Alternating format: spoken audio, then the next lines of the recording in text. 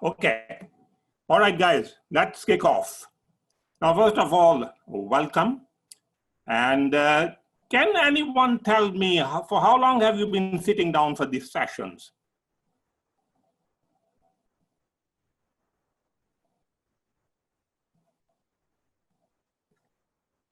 Anyone? Can they hear me, Taskin? Yes, they can hear you. If participants can raise hands, we'll unmute them and then they can answer. Okay, fine. Okay, so then you have the control. Fine, okay, we carry on. Even you can do it, Dr. Khurram. Even you are the co-host, so you can also do it. We have a hand raised from Sheikh Amir. Okay, Sheikh Amir, go ahead. Tell me for how long have you been sitting down? Just a second.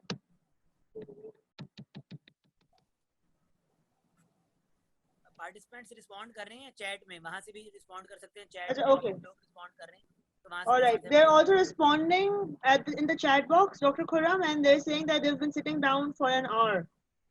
An hour. Okay, fine. Yes. An hour is not too bad. So basically what we do is, honestly, we need to do a little bit of warm up before we start this session. And what I want you to do is, I don't want you to get up for this one. I just want you to sort of sit back, go back, relax against the chair, and I want you to move your head side to side. I want you to move your head side to side for about 10 times. Okay. We need some neck exercises, guys. Sitting down too long, not making a lot of movement, idle situation where your body is still is not good for you, not good for the blood flow. So let's get the blood pumping. Okay, now slowly get up. So this is where, honestly, I want all of you to leave your chairs, get up, and you can see the gentleman, American senator. Put your hands on the table. Okay, like this. I don't know whether you can see me. And try to raise your heels.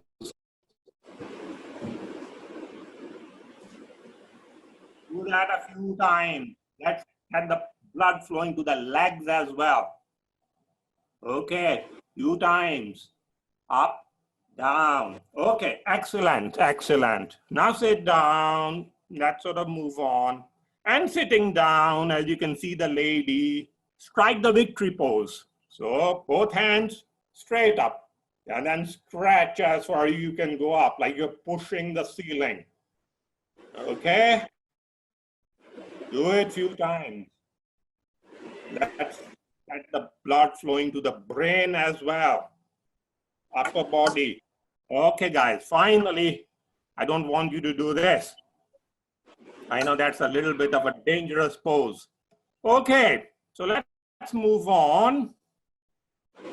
What are we going to do in the next 1 hour and 40 minutes?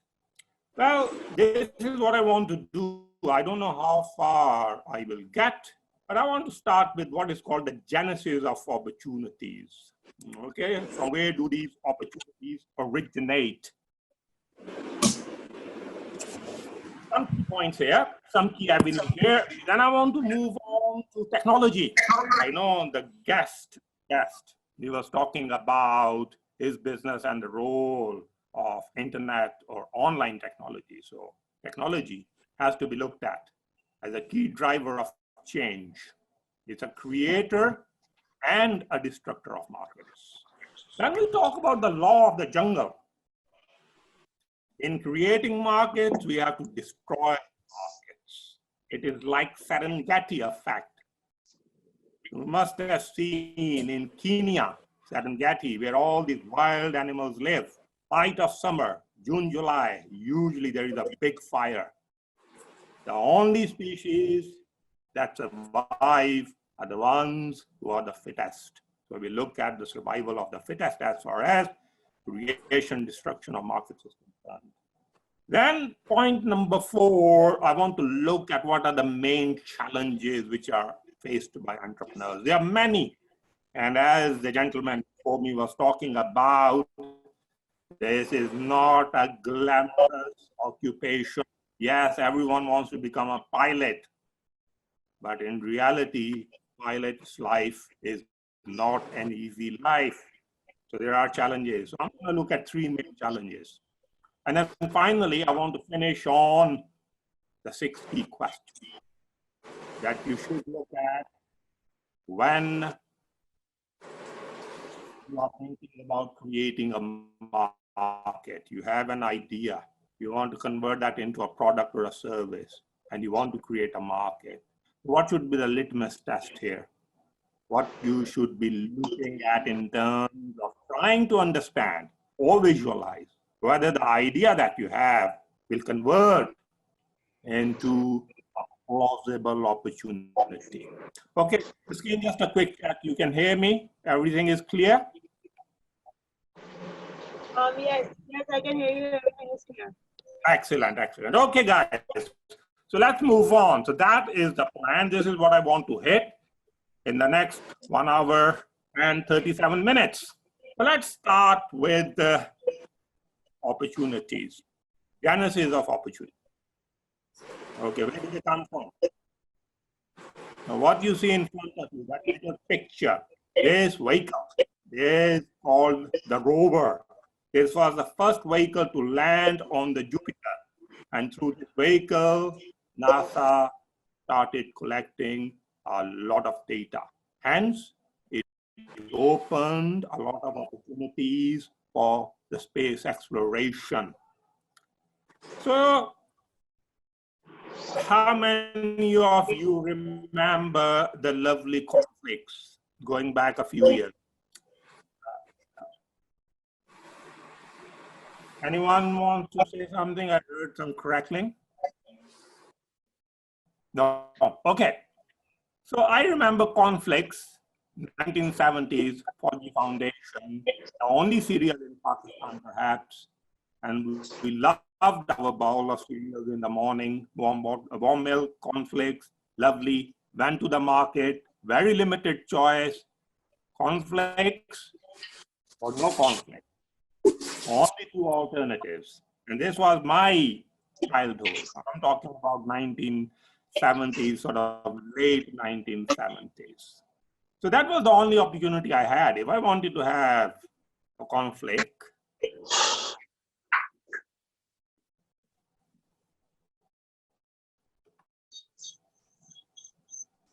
okay, I can see some raised hand. Perhaps there is a question. But I think what we will do is let's leave the questions towards the end. I will give you about 10 to 15 minutes. And in that space, you can ask me any question that you may have. Please write them down, and then I'll be more than happy to answer them towards the end. So if we can carry on with the session, otherwise, you're a lot of disruption. I won't be able to deliver the material that I intend to. Okay, so what's the situation now? Well, things have changed. And as you can see, my son, who is 12-year-old, has a number of opportunities. If he wants to have a cereal, he has 101 choices. So he can go crazy on this. So what is happening is, in terms of the genesis, that there is a tremendous amount of choice. Yeah, customers have their picks. They can select what they want. And here, if you can see very cleverly, what Conflicts has done is some sort of repositioning through rebranding. And very, very cleverly, they have actually enlarged the name Kellogg's and Conflicts. And the reason for that is because there is a proliferation of choice. There are so many brands on the shelf that they want to make it easy for the customer to pick theirs. So conflicts now can be spotted from a mile away. So first thing, guys, remember, you are not alone in the market. When you go in, you have many, many competitors, products, or brands there. So it's a madhouse out there. Remember, there is vast amount of choice for the consumer. Moving on, the second point, you have two mobile phones in front of you. One of them is a fake, and one of them is original. Can anyone tell me which is a fake and which is an original?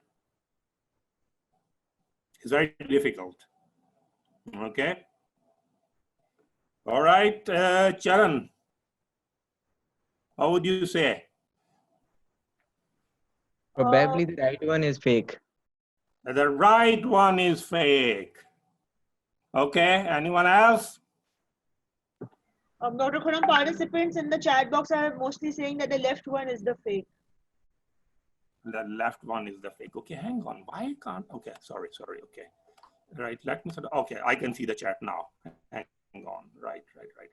Okay, guys. Okay. Excellent. Right one, left one. Okay. Sorry, guys. I tricked you. I misled you. In fact, both of them are fake.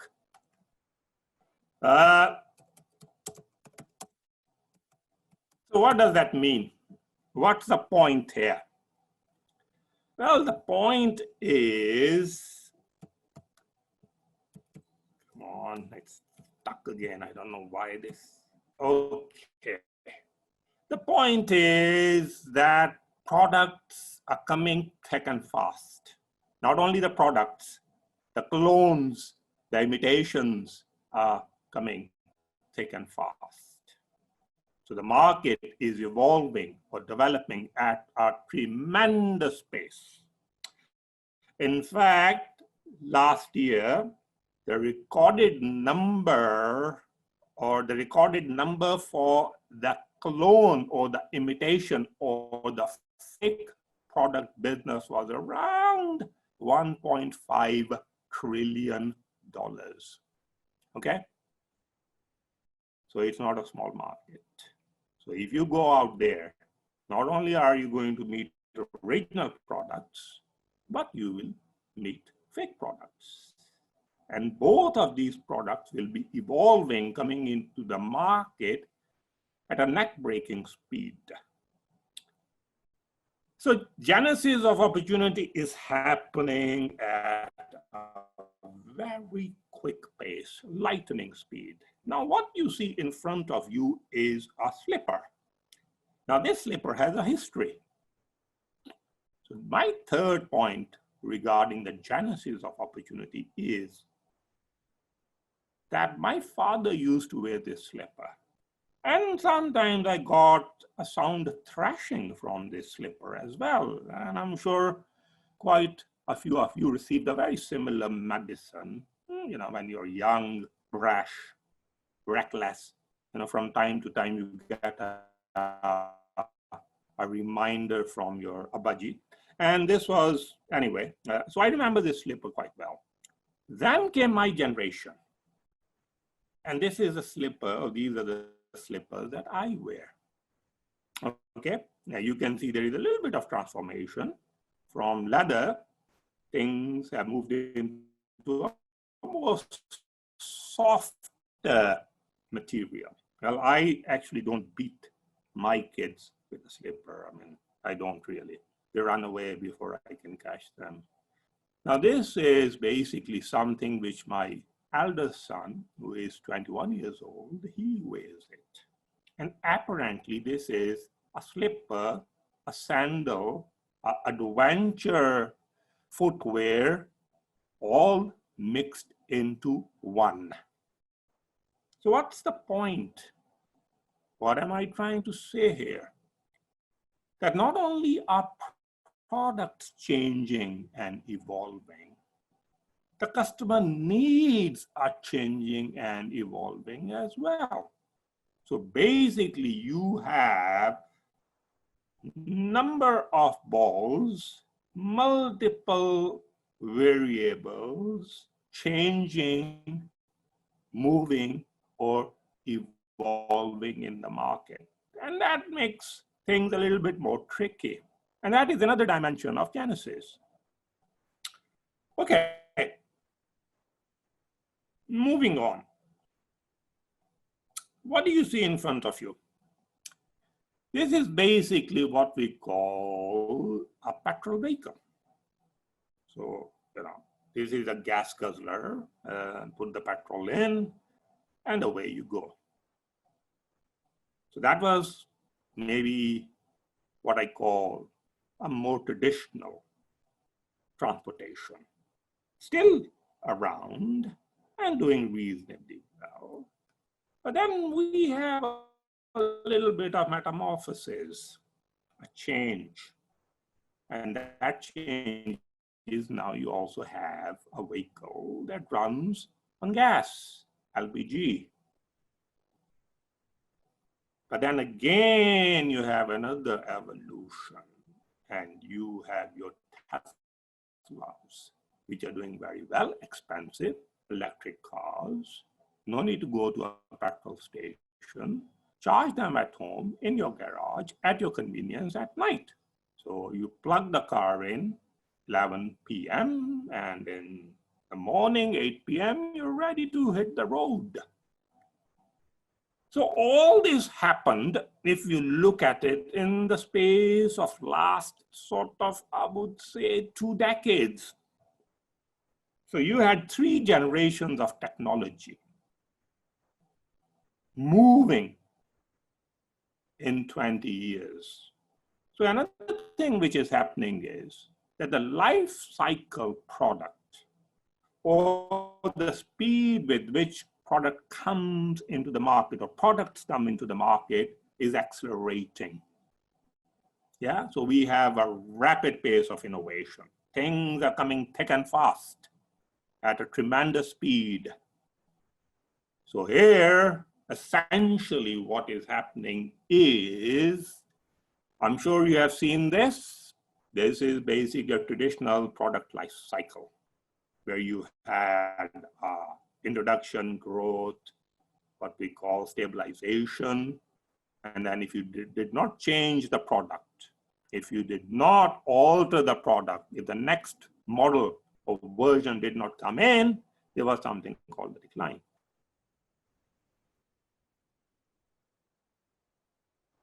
But now what's happening, especially with technology, we have a much shorter life cycle.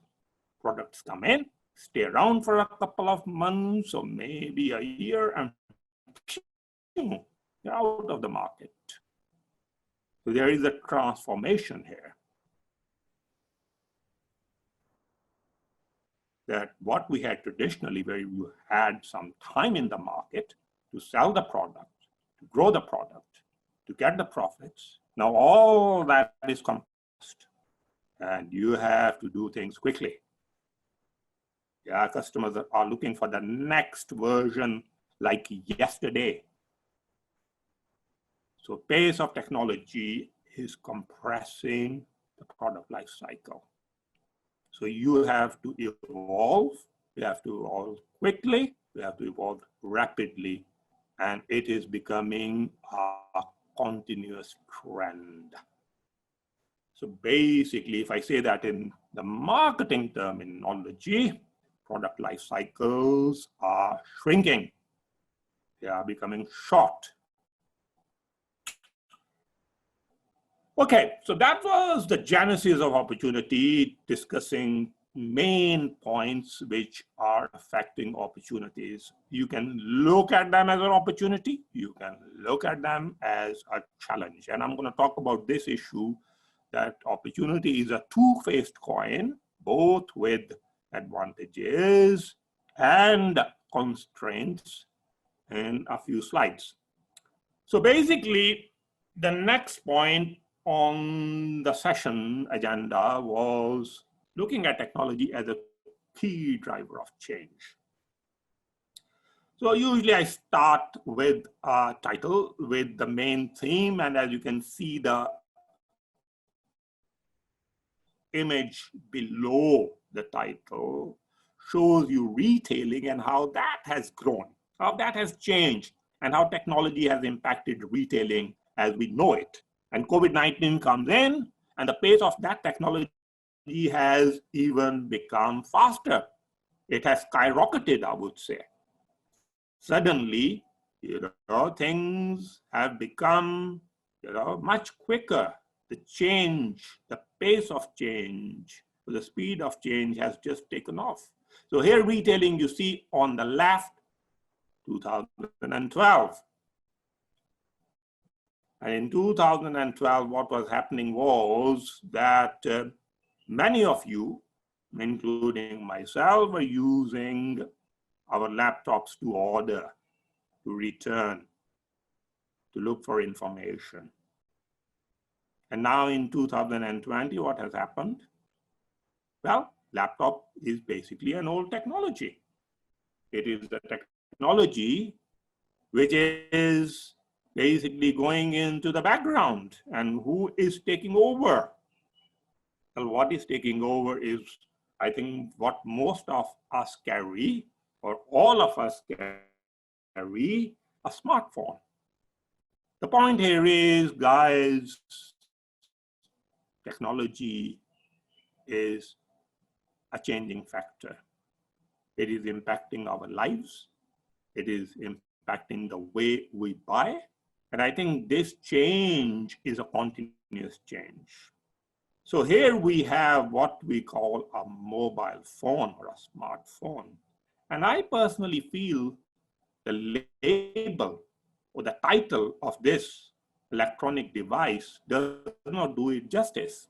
It should be called a life organizer, a virtual platform for organizing life, because I am sometimes scared that this little gadget is taking over our life. But that's a point for another discussion.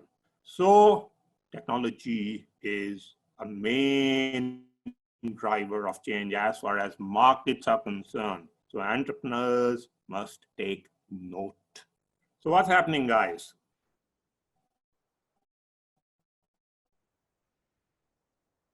So what's happening is that change is that quite a few organizations are working in this particular environment, which is a combination of online and offline.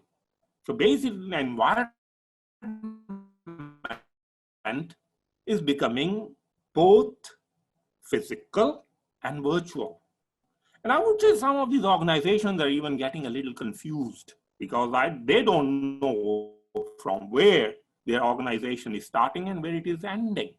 And what do I mean by this? That this is a nice fusion or blend of online, offline market, or online, offline marketing.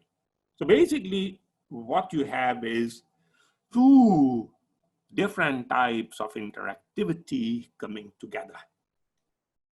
So we have offline and we have online, seamlessly in most cases, coming together or combining. So let me give you an example to make this a little bit more clear, because I think we are on a very interesting point or verge of market history.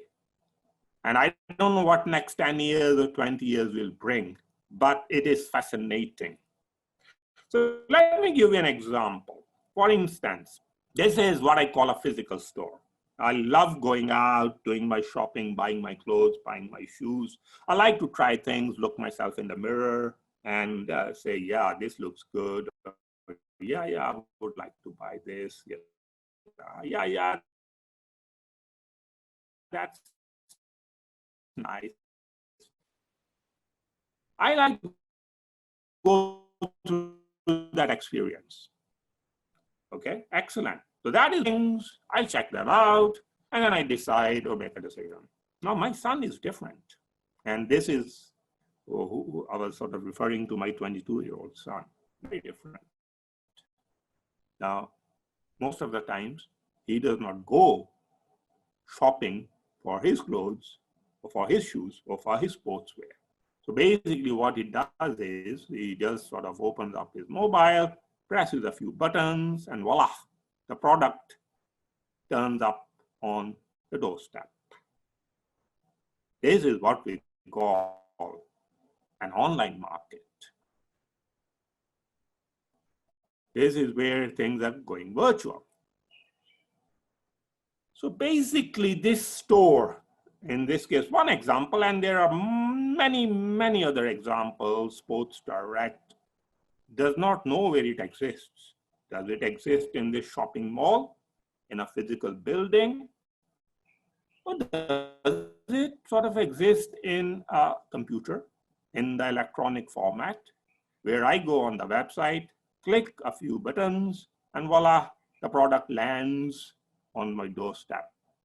You know, whatever it's FedEx or some other courier company bringing the product to me. So this is a very interesting time where you have the market space covering both physical and virtual environment. Now, one thing which is happening because of this transformation, and I think customers love it, most customers love it, that this transformation, especially from physical to virtual, is compressing time and distance, meaning what we used to do in 1 hour or 2 hours or even more, we're physically going to a store or buying or looking around and having that experience. Now that is compressed to literally about 5 to 10 minutes. So I don't have to go anywhere. Everything comes to me. So this issue of time and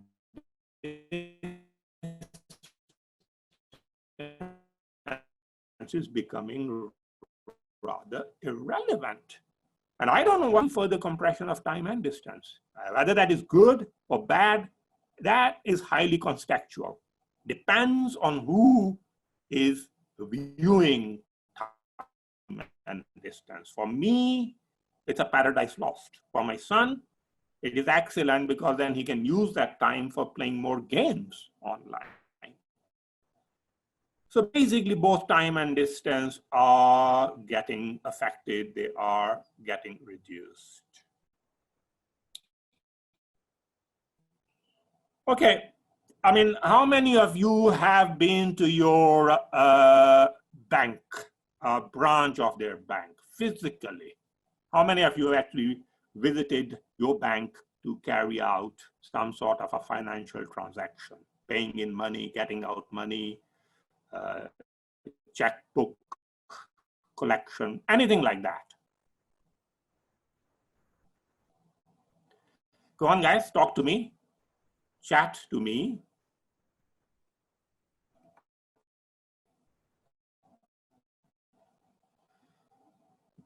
Anyone?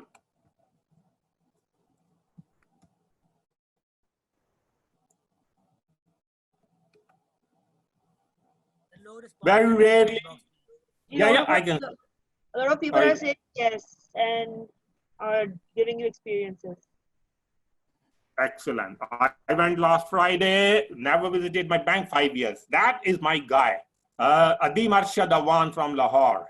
Okay, bro, I totally agree with you. I haven't been to my bank for the last 6 years, actually. I'm sort of a year ahead of you here.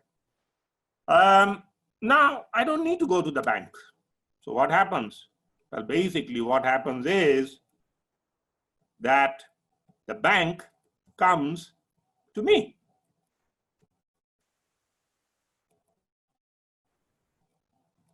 Okay, so here, basically, I'm sure all of you, what you do is just sort of go on your mobile phone, get onto your online banking facility, move money around, order checkbook comes to your house.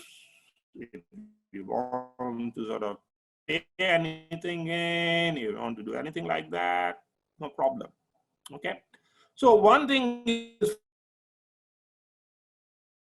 for sure, as we move physical touch, whether we like it or not, and something that is coming in is a lot of virtuality. That has its own challenges. But I think we have gone too deep into it and it is here to stay. So my prediction is, I don't know what you guys think, that the physical money is going to disappear by the year 2025. I mean, this is my prediction, plus minus 1 year. Now that means that technology will kick into the point where we will be dealing in electrons. Okay, so all we will be doing is, and I think, in fact, I'm doing that now. Physical money, I don't deal with it seriously. I think I usually only pay with the currency or physical money or notes when I go to this pawn shop or something like that, corner shop or bakala or something like that, or chacha's shop. That's where I pay that type of money. You go to Khadi, you go to Gul Ahmed, you go to these type of stores. Credit card or direct payment with your mobile, that contactless payment. So physicality is going to set in, guys. And one thing which is at this point interesting, as I already said, the fuzziness, the blurring of boundaries. Where does the organization end? From where does it start? And that is where I think there is a little bit of confusion. Hopefully this confusion will become more clear as more technology comes in and we move ahead in time. And then we have the fourth generation and the third generation is fading out, more experience, more knowledge, more user friendliness. And then I think things will become more clear. But at this point in time, there is this blurriness which is running through the markets. And there is a little bit of confusion, but that's fine. I think whenever you have a new technology taking over the old technology, these sort of events, these sort of occurrences do happen. Okay, I want you to figure this out. All right, and this is where usually I ask people to break into groups, but I think this time I'm gonna go out and I'm gonna ask you all to do this activity. I just want to prove something. I'm gonna read the activity, don't start until I tell you to start. And I'm gonna put a clock on this. I'm gonna put a stopwatch on this. Okay, now, this is the activity, guys. Activity says that you have to check the price of an economy return ticket. All right, and you can choose any of these airlines. You can choose Qatar Airways, you can choose Kuwait Airways, or you can choose Oman Airways. Now the flight route, I'm not saying Karachi. I just want to make it a little bit different. I'm saying it from Doha to New York, JFK, John F. Kennedy Airport. Okay. The departure date should be 10th of September and return date should be 20th of September. Now, whoever comes up with this answer, which airline offers the best deal and what is that deal? You can use any currency you want. I mean, it can be Kuwaiti dinar or it can be Qatari riyal. That's absolutely fine. Okay, guys, are you ready? Fire up your mobile phones and away you go. Stopwatch is on. I'm going to cut this in 3 minutes. If you don't do it in 3 minutes, I'll be a little bit disappointed. Go ahead.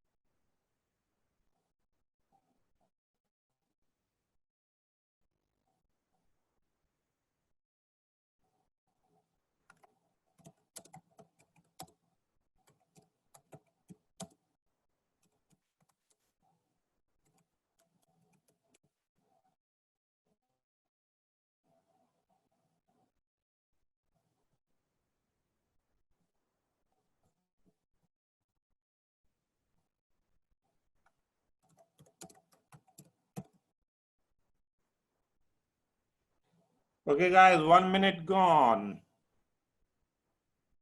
You have 2 minutes. Is the voice quality okay? All right, one. Oh, wow. Okay. Muhammad Hassan. Excellent. All right, let's see if anyone breaks that. Good, good, good, good. I am impressed. 1 minute and 13 seconds. Blimey, man, that could be a new record. Okay.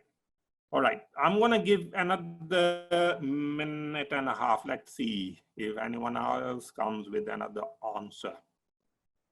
I'm okay with that. Actually, I've checked it. So you are around in the, okay, 1971. Now, Muhammad, Mushahid,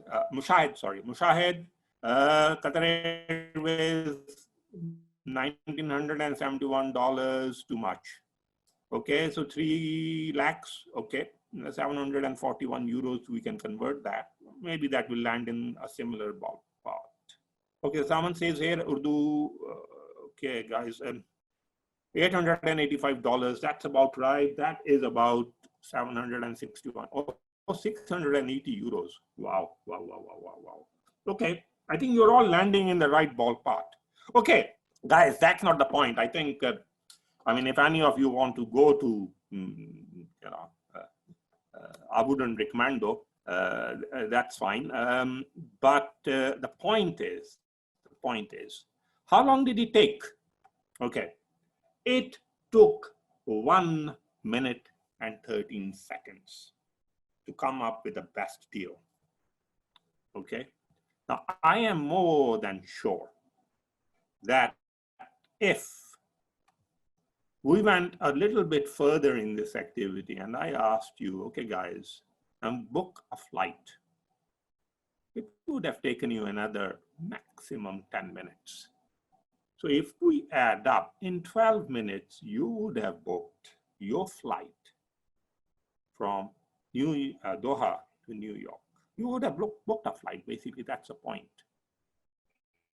Now, just imagine, go back 20 years or 15 years, when you did not have the online booking facility and you had to leg it, you had to go to a booking agent and you had to check the prices and then you had to do the booking. I have done it. I'm sure you guys have done it. It used to take at least 3 to 4 hours. So you see the compression of effort and time. Those 3 to 4 hours, okay, let's be very conservative. Let's say 3 hours. Can't compare 3 hours to 12 minutes. So one change is inevitable, and that is time, effort, energy are being compressed. I am very impressed. Some of you have got very fast fingers or you're really good with this stuff. I am impressed, nevertheless. Okay, guys, let's move on. Now, this is where I want to look at the survival of the fittest. And this could be taken as perhaps the ugly side of markets. Not many of us like to see this side, but it is there.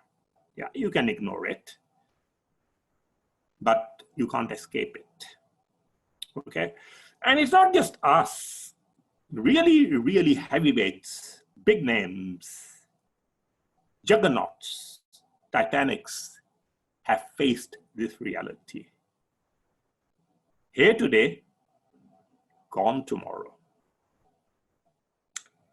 And I just want to quote a very famous scientist stroke botanist, stroke adventurer, Charles Darwin. And he said something very interesting, and that was, it is not the strongest of the species that survives, nor the most intelligent that survives. It is the one that is most adaptable to change. So basically what Charles Darwin is saying, change or be extinct. So survival of the fittest. So how do we look at this? Okay, how many of you like music? I mean, I like music. I love music. You know, I mean, I like to relax. whenever I can, I like to relax and, so how many of you, okay, absolutely fine. Okay, how many of you remember this record label called EMI? I mean, EMI India, I mean, they had a branch there. Excellent, excellent. Okay, fine. So basically EMI, and then something happened. Okay, Rizwan, what would you like to say? Go on, chat me.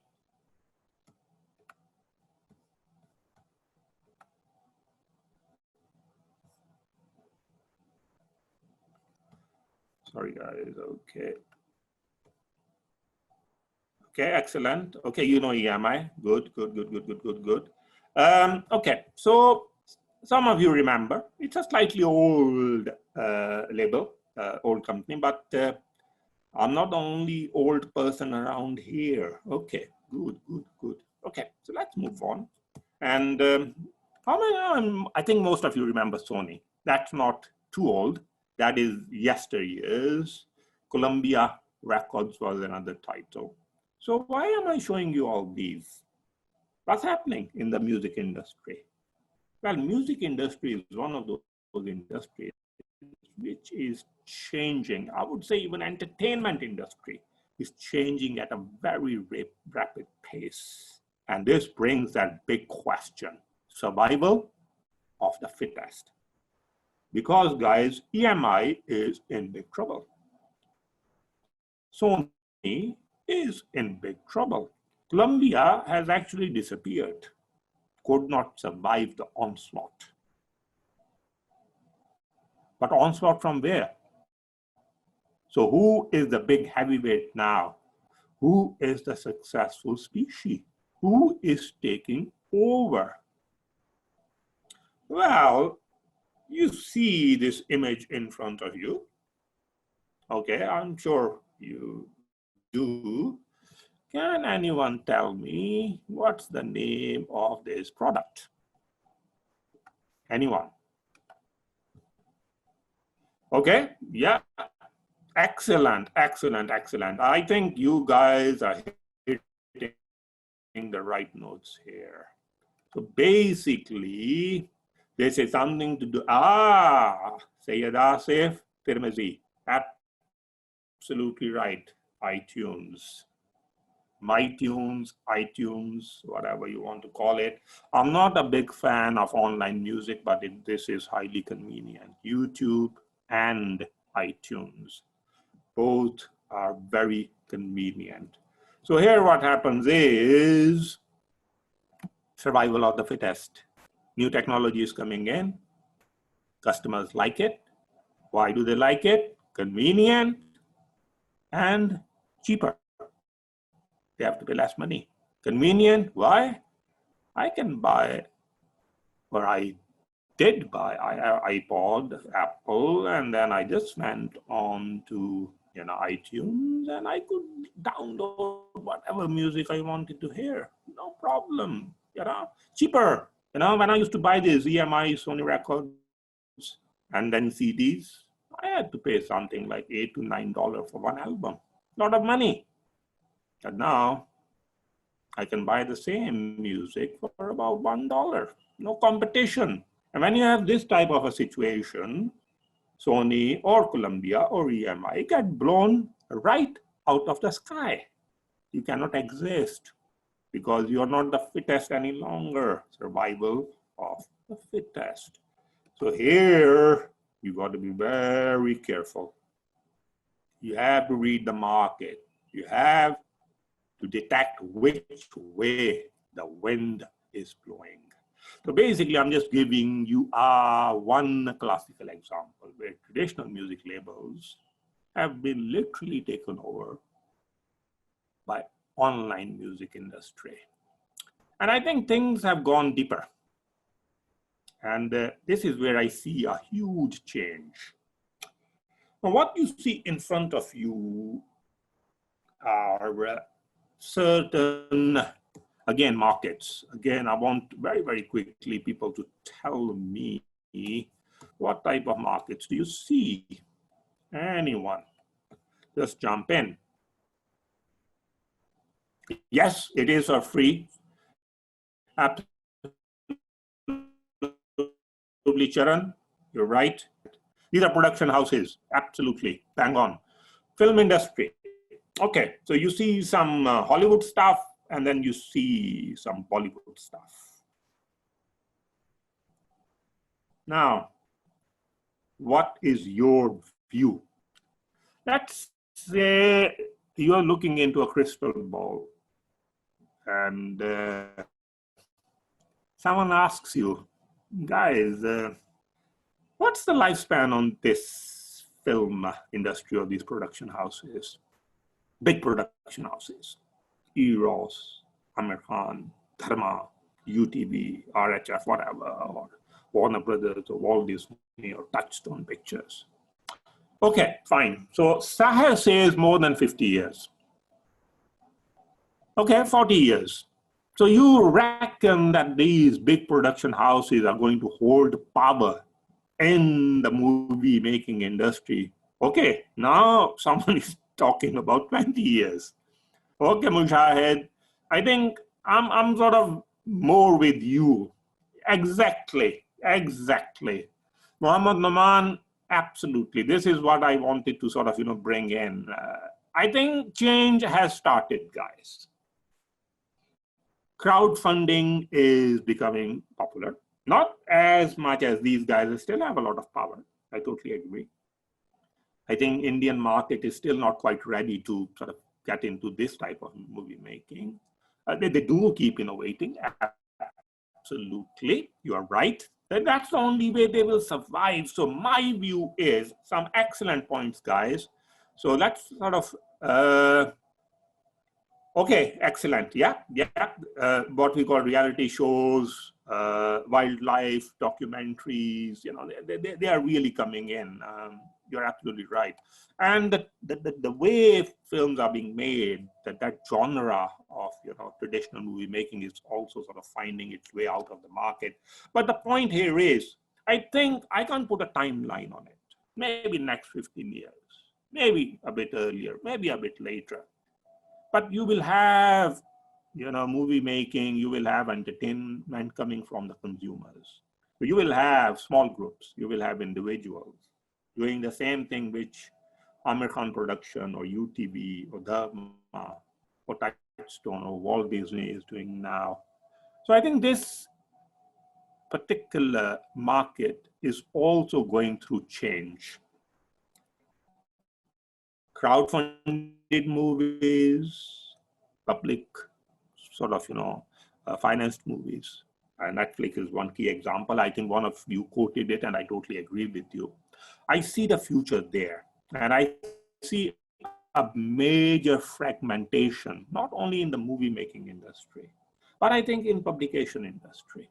I think you will have what I say, a downsizing effect. And there will be a change. Okay, now one more thing which I just want to highlight. It's a very interesting thing in terms of survival of the fittest. And I just want to take like example of what we call the hair industry. I mean, going back a few years, and I'm sure you remember weddings or Eid or such sort of occasions, you used to have that chemical film. And that chemical film basically, meant, okay, everyone got dressed and they had these photo shoots and, everyone used to have a good time. And then we used to take those sort of films to the photo studio, and then they used to, exactly, that's a good point, one window solution or a one-stop shop, or what we call a problem-solving system, not a product, but a solution. Absolutely right, Nakib. That's a very good point to make. Okay, so chemical film, which I have used, where is it now? Well, I think it's history. Absolutely right. It is no longer around. The point here is that Kodak got hammered, Fuji got hammered. The new species that came in was Canon digital cameras or similar other digital cameras, which stuck around for a few years. I don't know what their lifespan is. Most of these cameras also losing a lot of market space. And now you have these mobile phones with some very wonderful digital cameras, really professional quality. I think that is where things are going. Plus, paper-based photos are gone, long gone. I think no one stores photos like that. No one even hangs photos. I haven't seen a photo hung in my colleagues' houses or my house for that. It's like not done anymore. Okay, so again, survival of the fittest. Okay, mobile phone, digital format, saving your memories in your mobile phone and then moving them around through online social media. I think this is where we are going with it. Again, survival of the fittest. I mean, Kodak used to be huge. Fuji used to be huge. Canon was perhaps one of those cameras which was way ahead of the technology curve in its time. And basically, the photo technology which was taken to the moon, the first expedition to the moon, was actually designed, or actually it was Canon technology. But then again, see, markets, it's survival of the fittest. Markets disappear, new markets come in, the way they disappear, and then this sort of cycle goes on. That is life. So this is where we are now. I think this is what is happening. That we have creation of what I call social networks, which are markets in themselves. So it's me, you, and people like us who are becoming very, very important drivers of markets. I would say we are becoming forces that propel market. And this is where a lot of action happens. I mean, if WeChat, I don't know how many of you have used it. I'm not a big, by the way, I'm not a big user of social media. I'll be very honest with you. I do use it very, very remotely where I have a specific purpose. Now, let me sort of say something to you. WeChat, has anyone tried WeChat? Come on. Okay, excellent. Okay. So, right. So the reason I asked that question, I'm sort of, I was in Shanghai and I wasn't sure where to go to eat. And this is a real thing. I was looking for halal food in Shanghai. Yeah, exactly. I mean, this is basically Google and online social media and Instagram and everything mixed into one. Excellent. Okay, you guys are ahead of the curve on this one. Momer, okay, if you're a regular user, then you know what it does. So basically, I wasn't sure, where to go. And then I got in touch with my 22-year-old son. I mean, this 22-year-old son will keep returning. And I asked him, guy, I'm stuck here in a hotel, not sure where to go. I don't know where to find halal food. And he says to me, okay, there is this so-called online social media platform. Go there, WeChat. And then it has certain features where you can not only find the halal food market or halal food restaurant or something of a similar nature. Wow, Rizwan. All right, so you are in China for 5 years, excellent. So you sort of in and out of WeChat. And then I tried it and believe you me, I was like totally blown away. That not did I know where these halal food restaurants were. The rating came. And even there was an option where I can just be sitting in my hotel room and I can just order online. And they told me, oh, this is how long it's going to take for the food to be actually in front of your hotel room. I was amazed. I was very, very pleasantly surprised. So things are changing. Markets are changing. Okay, survival of the fittest. I don't know what is the next fix after these so-called online social media markets or networks. But rest assured, things will not stop here. Okay, guys, I know some of you like music. I'm gonna share something with you, and then we will have a quick discussion about this particular. Pump the volume up and get ready for some entertainment. It has been about an hour, and I'm sure you want something.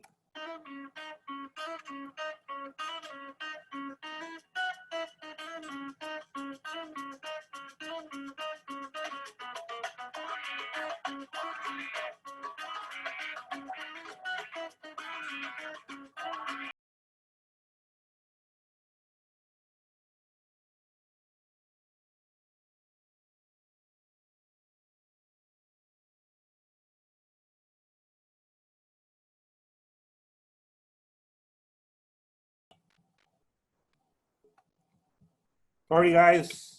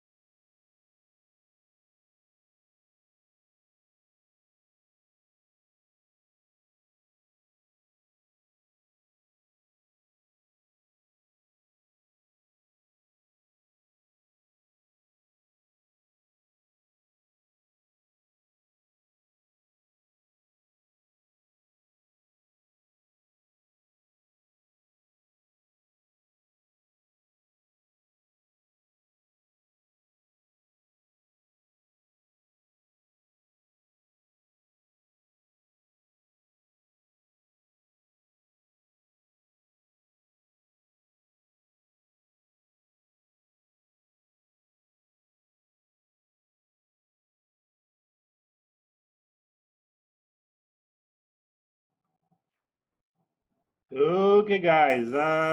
Right. Okay. Okay. All right. I hope you're a little refreshed. The point was not to start a political discussion.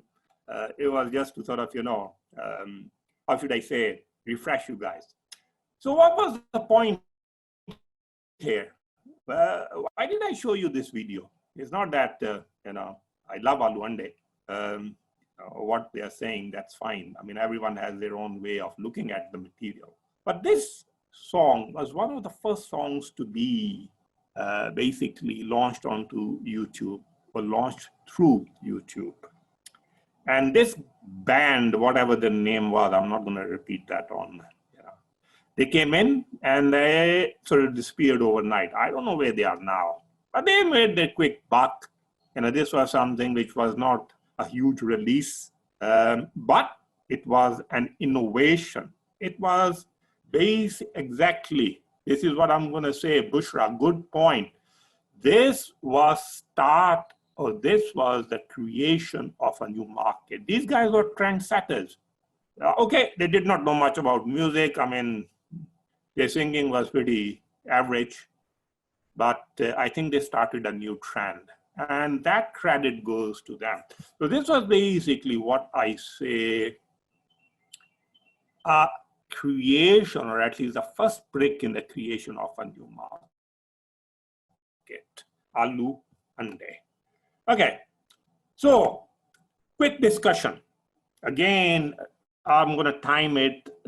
Don't have a lot of period left here. So quickly, next 2 minutes, examples of traditional markets in Pakistan, which, I mean, you have to go back into the history and then sort of think and maybe dig something out, which have been replaced by online markets over the last 2 decades. I think that the guest that we had before this session, his business could be one prime example. But let's very, very quickly have your input on this. So which traditional markets in Pakistan have been replaced by online markets over the last 2 decades? Not going forward, going back. So start from 2000, coming up to 2020, which traditional markets, in your opinion, have been replaced by online markets? Okay, so anyone? All right, excellent. See some video shops, absolutely. Grocery markets, yes. Online shopping, mobile phones, you can order them. Clothing, yes, they've gone online. Airline, wow, yeah, that is a big relief for me as well. Sitting in Qatar, I want to fly from Karachi to Lahore. PIA, wonderful. Well, nowadays suffering a little bit of a problem, but anyway, I'm sure they'll come through it. Yeah, online banking, absolutely. Askari, you know, manage your money. Hotel bookings, absolutely, you can do that. Just sort of focus on these online businesses or these online markets which are typical to Pakistan. I mean, okay, Uber is good. I totally respect that. But let's not focus on Uber Khurram, something which has originated from Pakistan. Food Panda, okay, yeah, fair enough. So there is a lot of activity happening there. That's the point. This is basically, yeah, online tutoring, absolutely. My son sort of, you know, he has his online Quran sessions.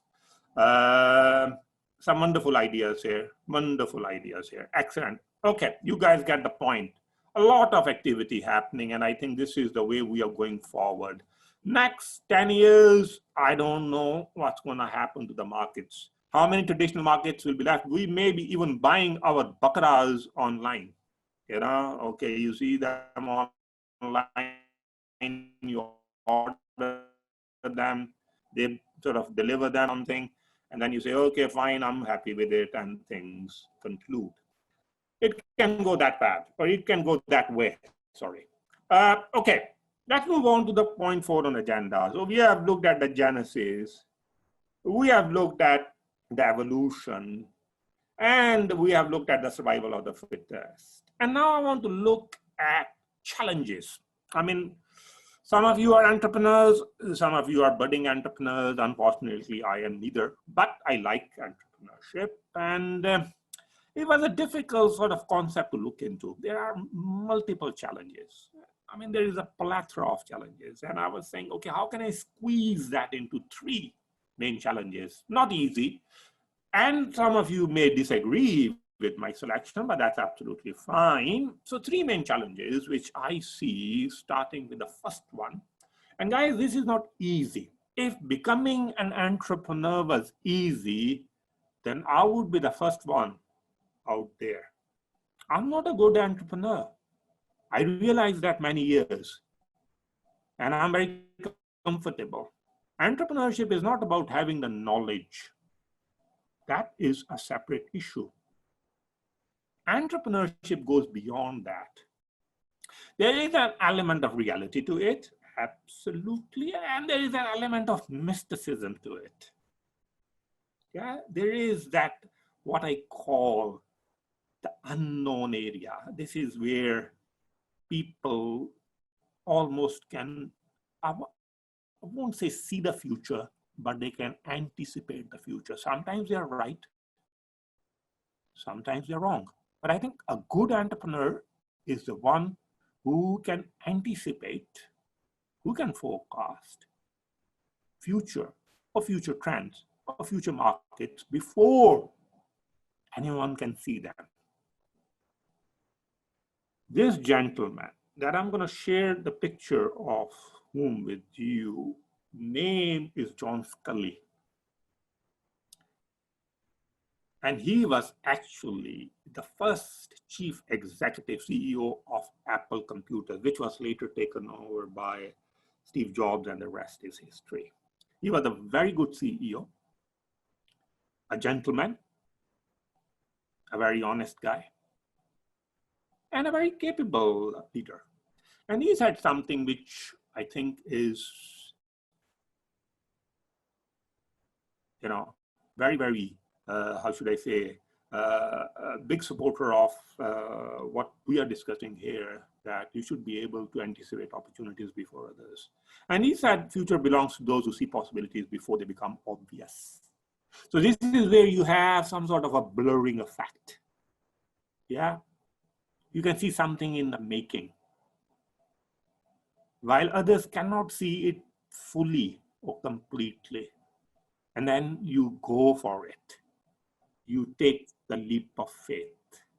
You see, a good entrepreneur is the one who takes that leap of faith. And I'm going to talk about this leap of faith in a few minutes. So, being a visionary, this is something, either it comes from Allah or through experience. And those experiences can be very tough experiences. Some really big bruises that you start to see things. And I'm going to share this view of bruises with you, hopefully in the next 15 to 20 minutes. Okay? So, ability to anticipate. Not easy, but again, as I said, successful or good entrepreneurs have this to a certain extent. Now, the point I'm going to make here, I've already developed it, where we were looking at the survival of the fittest, and we were looking at, companies disappearing, old technology being replaced by new technology. And this is where I say, as an entrepreneur, it is important that you become, or as a successful entrepreneur, you become the master of something I called creative destruction. You must be saying, hang on, what is it talking about? Reckon entrepreneurs are people, are individuals who create things. So why is he talking about destruction, and then he's using this oxymoron where creative destruction? How can destruction be creative? Okay, I'm sure these ideas are running through your head, and you're absolutely entitled to those ideas. Now, what do I mean by creative disruption? Okay, let me explain. And I think it's a very, very important process, and this is where survival of the fittest comes into it as well. So how many of you remember this PTCL old phone landline?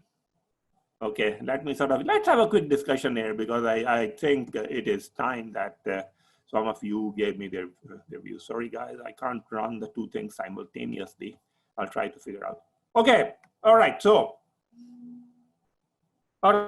you remember, excellent, Rafe, Zafar, excellent. Okay, Mohsin, Ali, do you remember? All right, where is it now? Is it still around? Yeah, exactly, there was, absolutely. Absolutely. So you sort of, you guys know what I'm talking about. So you're not sort of exactly fourth generation as yet. Okay. So basically, this and this, another example. I mean, two examples.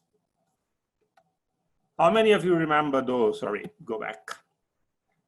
Where are they now? Okay, they're not in the market.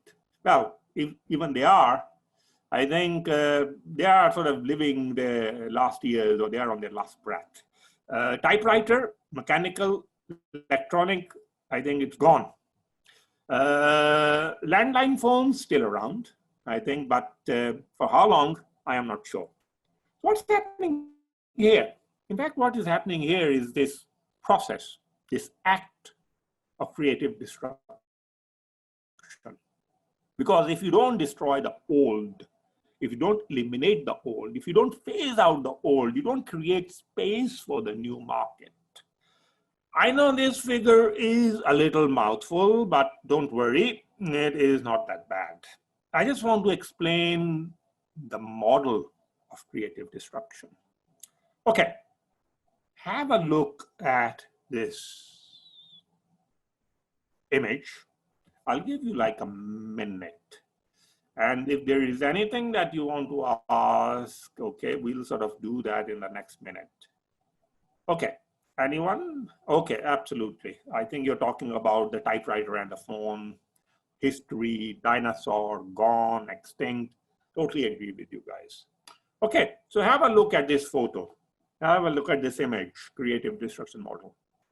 Give you a minute. And if there is anything glaringly not obvious, shoot me a chat.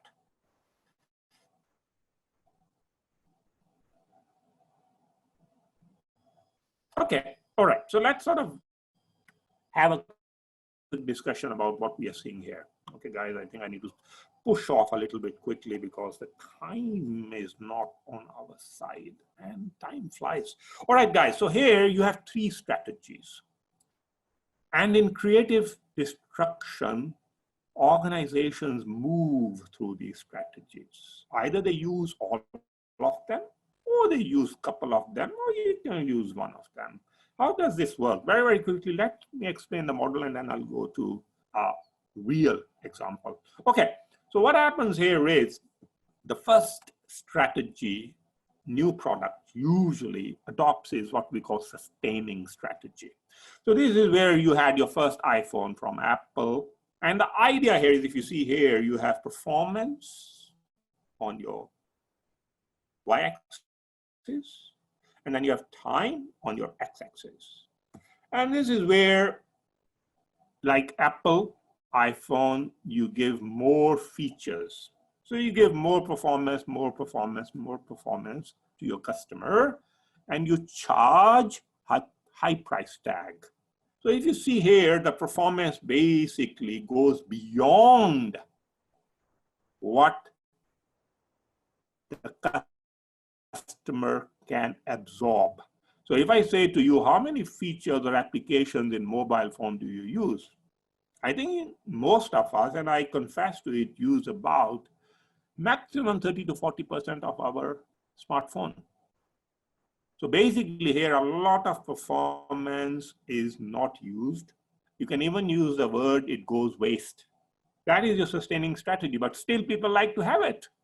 Maybe there are some status signaling mechanisms behind it. You want to look cool, you want to look smart, you want to project a certain image.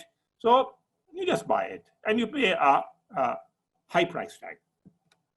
But then your competitor sort of realizes that this waste of performance, which is here symbolized by that oval, the blue oval, we can do something about it. And then they come in with this low-end disruption. So what Samsung thinks is that what I will do is I will reduce the level of performance. I will get rid of the performance which most customers are not utilizing, and I will launch the same smartphone, a slightly diluted or simplified version at a lower price, at a lower price tag. And what will happen is people who are not too happy with iPhone, or who think iPhone is expensive, or who do not need all this wonderful performance, they switch, they move to Samsung, the low-end disruptor. So here you have creative destruction, or at least starting of the creative destruction.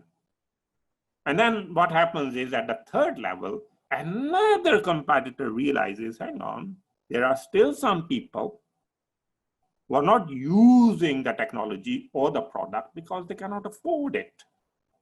And they cannot afford it because still the price tag is a little bit higher. And we need to go even further down the price so that we can bring these non-consumers, the non-users, into the market and create a new segment. And then this is where they follow what we call the new market disruption. And they start with a very simple product, a very cheap product, which creates a different segment, which creates a new segment. So this is basically the third level of creative disruption. Now let me give you an example very, very quickly. And the example is related to mobile phones, and I've already talked you through it very, very quickly. This is Apple iPhone. Yeah, this is basically a sustaining strategy product. More performance, more features, more applications, more. Okay, so they are following sustainable strategy. Then comes in Samsung, and they say, hang on. I think what we can do is we can reduce this performance, or especially the wasted performance, the one which is not being used, and we can follow low-end disruption. And we can creatively disrupt the market. And then you have the third level where LG says, hang on, I think there is still some juice in the market. And we can bring out a smartphone which is simple, less features, but very low in price. And they end up disrupting the market again, creative disruption. And they start what is called a new market. So this is how the strategy works. And very, very quickly, I share with you some master disruptors of the entrepreneurial world. And I'm sure there are many more in Pakistan. And I will have a very quick sort of opportunity to share your views with me. I mean, the gentleman on my left, as you're watching the screen, is a huge, I would say, master disruptor. And he is from Virgin Group. And I'll talk about him in a minute because I need to sort of say a few more things about Richard Branson, how he disrupted markets. And then, we can have a quick discussion about his abilities as a master disruptor.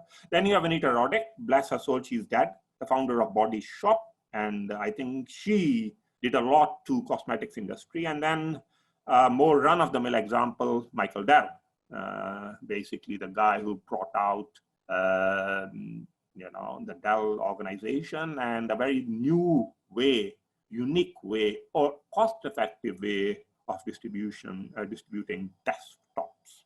Okay, so tell me, guys, master disruptors in entrepreneurial space that exists in Pakistan. Any examples? Any examples? Any example? Okay. All right, guys, I do confess my ignorance on this. Okay, Khadi, I know. Q-Mobile, okay. Telemart, that I know. Some I may not know. All right. And do you think they are master disruptors? Because Khadi is a very expensive brand, if I'm not sort of. So who are they disrupting? Because the next question would be, Samsung was disrupting Apple. LG was disrupting Samsung and Apple. So always remember who you are disrupting and how. That is very, very, okay, yeah, that is it. Alpers with Nestle, Mushahid, good example. Gul Ahmad, again, who are they disrupting? Are they disrupting some fancy sort of boutiques, clothing houses? Okay, Coca-Cola, Pepsi. Again, be clear. Who are they disrupting? Yeah, when you go into the market as a disruptor, you need to have a very clear idea of who you're going to disrupt, who you're gonna, cut short. Okay, excellent, excellent. All right, some really good examples. I wish I could spend a little bit more time with you guys. Time is not on our side, so let's move on. All right, now look into the future. I'm not gonna ask you to give me an answer, but again, this is where you have to be a little bit of a visionary. This is where you have to look into the crystal ball. You have to anticipate opportunities before others can, okay? So thinking aloud, what may happen to the airline industry next 10, 15, or 20 years? What may happen to the healthcare industry next 5, 10, 15, 20 years? There are a number of changes which are on the scene. Follow them through, anticipate them, see how they will transform, see what shape they might take in next 5 to 10 years. Again, not easy, but as an entrepreneur, you need to have that sixth sense, or at least some degree of sixth sense. Okay, guys, a little bit of fun, new entrepreneurial space. You see how this guy has created space on this motorcycle. I'm sure there are multiple examples in Pakistan as well. And I was really, I found it quite funny. Another example from my village, and seriously, this is from my village. This guy is running a water pump using his motorcycle, and in Pakistan, many people have entrepreneurial brains. It's just perhaps a lack of opportunity. But anyway, let's not get into that discussion.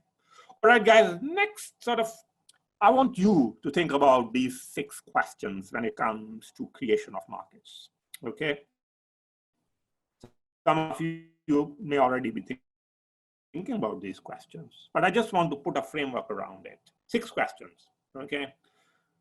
Whenever you have an idea for a product or a service, or you want to launch something into the market, before going into the market, so first of all, this is not rocket science. This is more what I say common sense. First of all, understand what an opportunity is. And when you want to look at opportunity, never ever look at opportunity from your perspective, because you are not the customer. Customer is someone who will be hopefully buying, using, utilizing your product. So when we look at opportunity, the way we look at opportunity is that this experience, this product, this service, this market situation will create value. So opportunity relates to value creation. Now, how do we look at value? Because it's a very important point for entrepreneur. What is their value orientation? The way I look at value is it's not all hunky-dory. It's not all good news. Value is a very careful balance. It's a trade-off. It's a trade-off between 2 things. One, benefit, other, loss. Okay, I'm going to ask you a question here.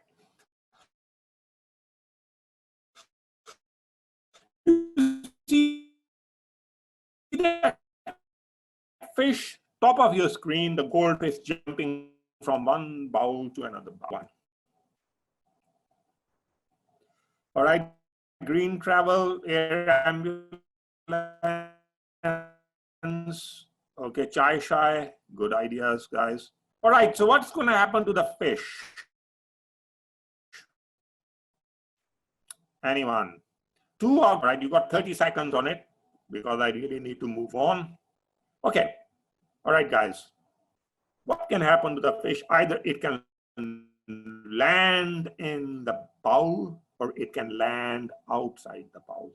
Okay, so if the fish lands in the bowl, benefit.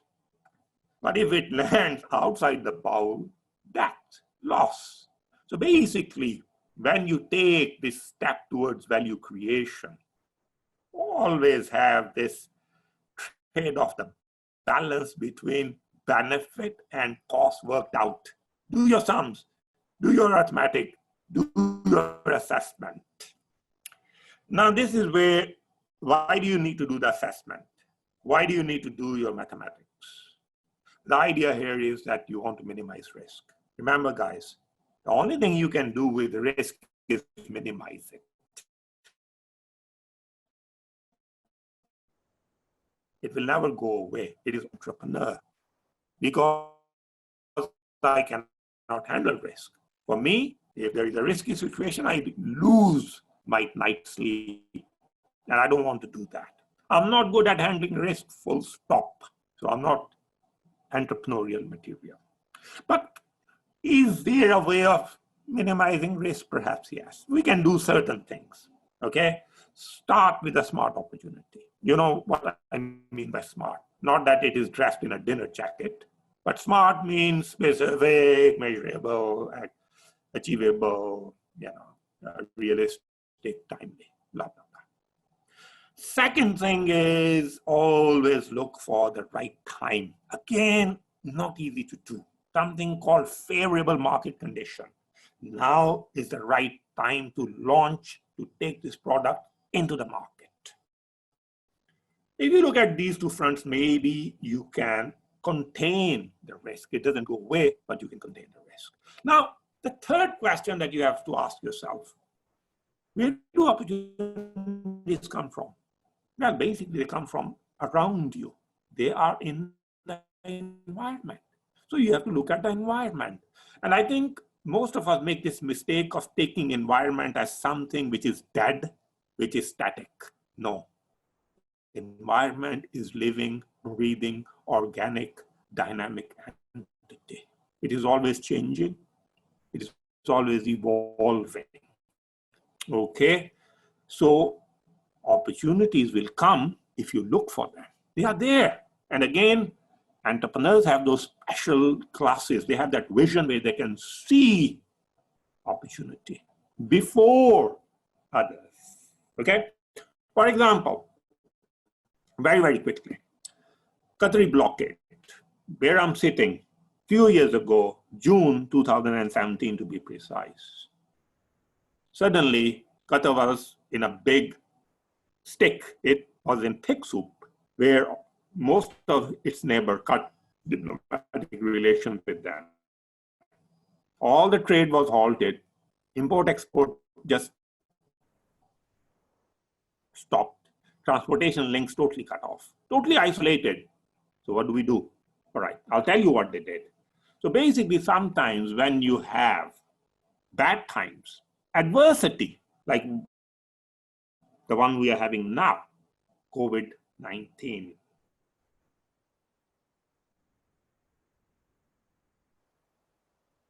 opportunities can come from it. And I'm going to show you sort of last slide, adverse trends. Life expectancy is increasing. Age for marriage is increasing.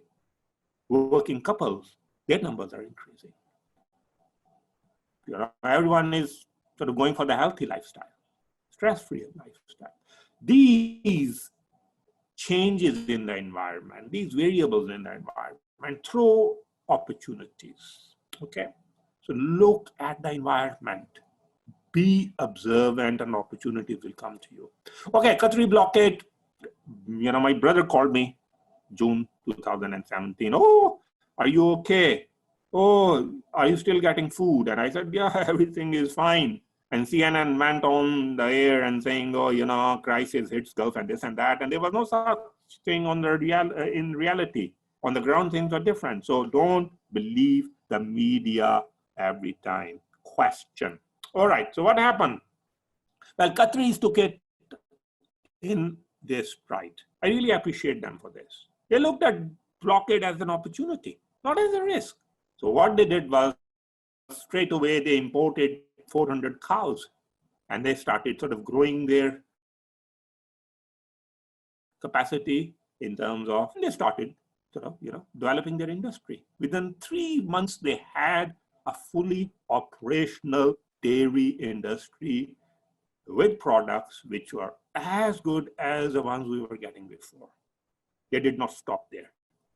They started developing their other industries, namely detergent industry, mineral water industry, meat industry, poultry industry, packaging industry, and you name it, and they developed it. They did not sit idle. They kept moving. Okay, so 2 examples here very, very quickly for you. Again, looking at that environment, Risk or opportunity? COVID-19 in China, what's happening? Okay, I'm just taking the Chinese example here. I'm not taking a global example here. Just think about it. 80,000 people dead. Number exposed, not clear. Travel ban to China, into China and out of China. Okay, so are there any opportunities here? I think there are. Yes, it's not a good situation. I'm not saying that we need COVID-19 to start becoming entrepreneurs. Don't get me wrong, but still it's an opportunity coming out of the environment. So how is pharmaceutical industry going to change or develop? How is travel industry going to change or develop?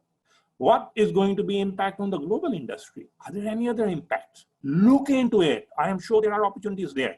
One more example, the bushfires in Australia. I don't know if you remember a couple of years, massive bushfires. I mean, so massive that they affected Australia's yearly budget. They had to sort of divert money to take care of them, and it sort of destroyed their tourist industry, it destroyed their sort of, livestock cattle industry.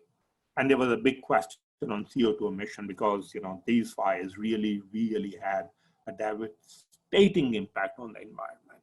And there were a number of industries which were created because of this bushfire. It was a flashpoint. Environment is very important. Keep your feelers out, keep your radars revolving. As an entrepreneur, this is where you get things. Okay, I'm not going to talk about this too much because I'm going to do a full session on business model generation. So here, how do you know that your idea, what you are thinking, is actually a viable opportunity, something that you can take to the market? Well, you have to test it with a business model, and we will do that, inshallah. Okay, very, very quickly. Good ideas doesn't mean good opportunities, guys. Get this into your head. Your good idea may not be a good idea for the customer. I mean, this guy, the one you see on the screen, the baldy, is Sir Clive Sinclair. He invented that Sinclair C5, his magic answer to transportation problems in London. Okay, what happened? What happened was a total disaster. C5 basically failed and fell through like a lead balloon. Okay, so whenever you have an idea and when you make your business model around it, always look at these key points. Is there a market need? Do your survey. What's the current situation? i.e., are customers satisfied with available solutions? Third point, if I take this product into the market, are customers willing to switch to my product? So look at loyalty, look at cost, look at knowledge, because when they switch, they have to restart. Customers are lazy. They want comfort, they want convenience, they may not like to switch. Okay, barriers to entry, obviously. Is it easy to enter the industry? If I start something like this online, next sort of 6 months, will I have 10 companies with a very similar product challenging me in the same market space? And finally, price. With online, you cannot ignore the willingness to pay. Very, very important. So what happened to this product, guys? Think good idea, bad product. Okay, very, very quickly. Tell me, what do you think? What happened to this product?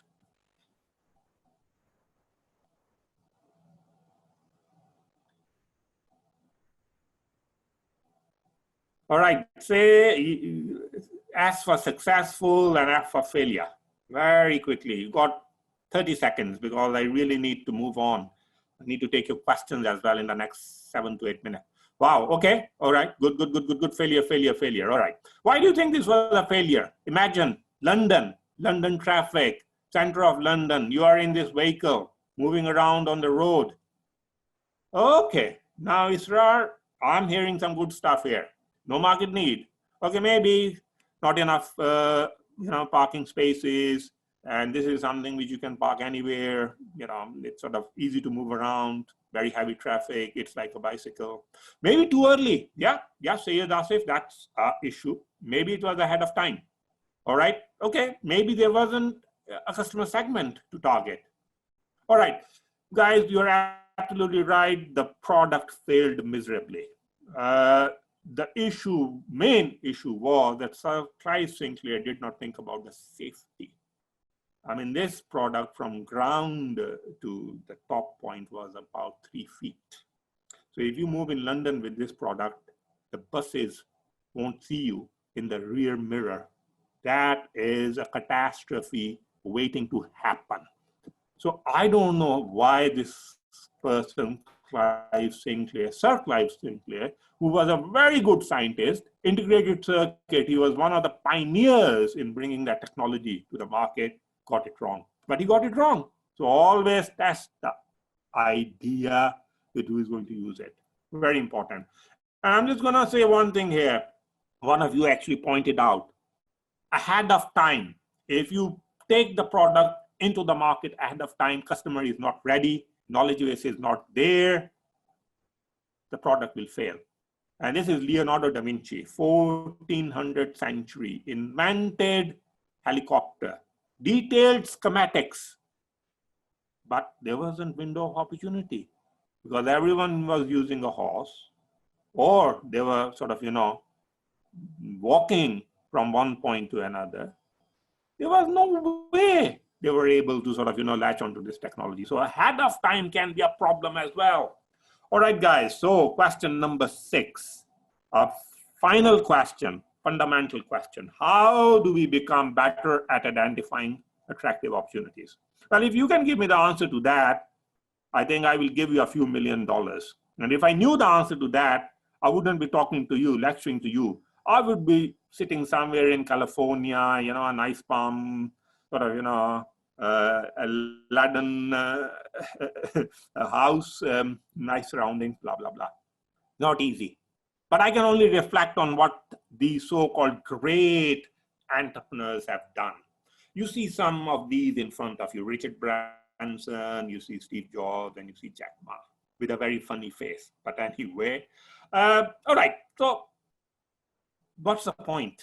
The point is you only become better at identifying attractive opportunities when you fail, try again, fail, try again, fail, try again.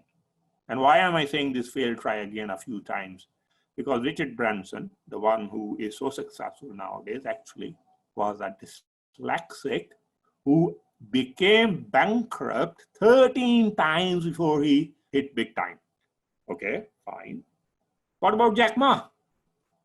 Well, Jack Ma was one of those guys who was even refused a job at KFC. And because he had no other option, he started his business. So sometimes when you have your back to the wall, you become an entrepreneur. You learn from it. Now, I'm not suggesting that you should fail and have your back to the wall intentionally. But I tell you, the world, the wicked world, can teach you. And especially when you fail, it teaches you a lot. And I'm just going to move on from what Steve Jobs said, and I think some real words of wisdom. Sometimes when you innovate, you make mistakes. Absolutely. It is best to admit them quickly and get on with improving your other innovations. So learn from your mistakes.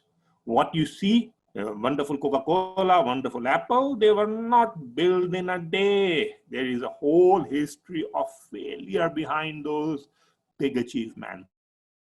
All right. So finally, I see entrepreneurs as slightly crazy people. Sorry. They operate between sensibility and what I would say wishful thinking. But that's fine. Sometimes you have to be a little bit out of the zone. So here, you have to go out on the limb sometimes. You have to get out of the box a little bit, but not too far so that you can't get back into the box. So here, for instance, there was this coffee which became a bestseller called Death Coffee, strongest coffee. I mean, if you drink something like that, and I had a half a cup of it, and I was like, my head was spinning around for the next 2 days. I did not know where I was. Yeah. And then IKEA came up with this idea of flatbed, and then someone came up with the box for, cosmetics for the pooches, and this death cigarettes. I tried them at university. I never sort of took smoking, but they were very cool. Just imagine something called death. Students have this knack of trying something which is, surreal, out of this world. Okay, guys, I wanted to do this with you, but I'm not going to do this with you. I want you to look at this in your own time.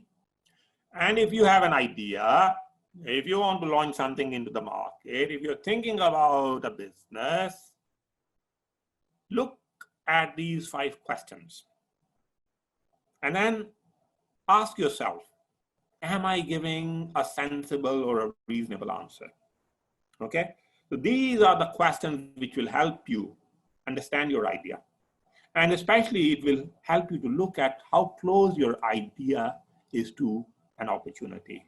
An opportunity is what people buy, not an idea. Okay, guys, I'm gonna stop here. And I don't know how much time I will be allowed. If Taskeen, are you around? Yes, I'm here. I'm here. All right, so give them 5 minutes to ask questions. I'm more than happy to stay here for the next 5, 10 minutes, 15 minutes even, if you guys are okay with it. All right, sure, we are okay. Dear participants, the floor is now open for questions. So if you could raise your hands or use the chat box, we will have questions.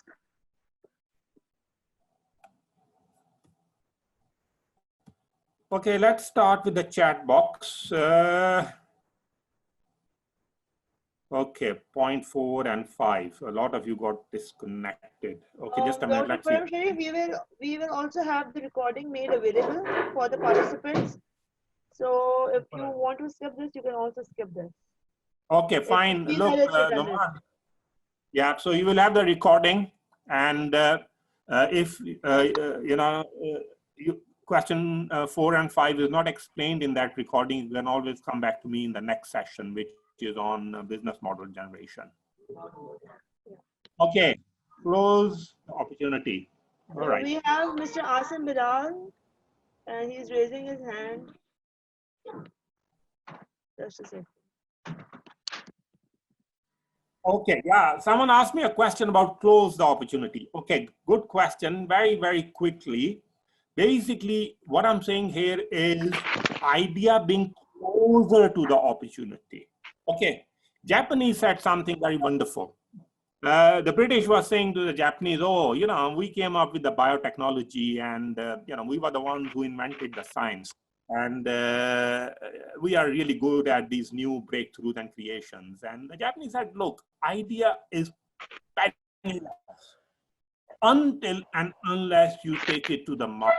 Yes, you came up with biotechnology, wonderful. But the Americans made all the money. So the point here is idea is okay, but idea is not what customers buy. Idea is good. It's a good starting point, but until and unless you don't convert that idea into an opportunity, nothing is going to happen. All right. So the point here is that idea needs to be closer to the opportunity. How do we establish that? Well, one way of doing that is that you develop your idea into a business model. And this is, inshallah, what we will do in the business model generation session. Okay. All right. Any other questions? Okay, I can see you skipped business model. No, we didn't skip anything, Bushra. Business model, there will be a whole session on it.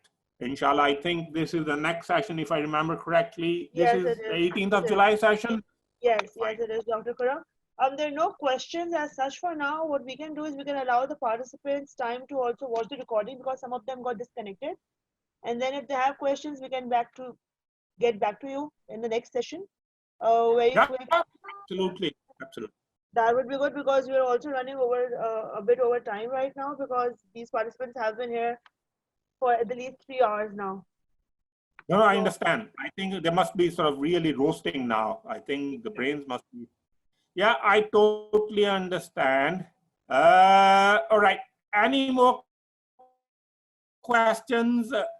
You can always email them to Taskeen, and Taskeen, you can forward them to me, and I'll be more than I'll do happy to that. take them on. I will definitely do that. Right. Thank you so much, Dr. Khurram. Guys and girls, boys and girls, have a nice evening, and inshallah see you on the next session on the 16th of July. Take care.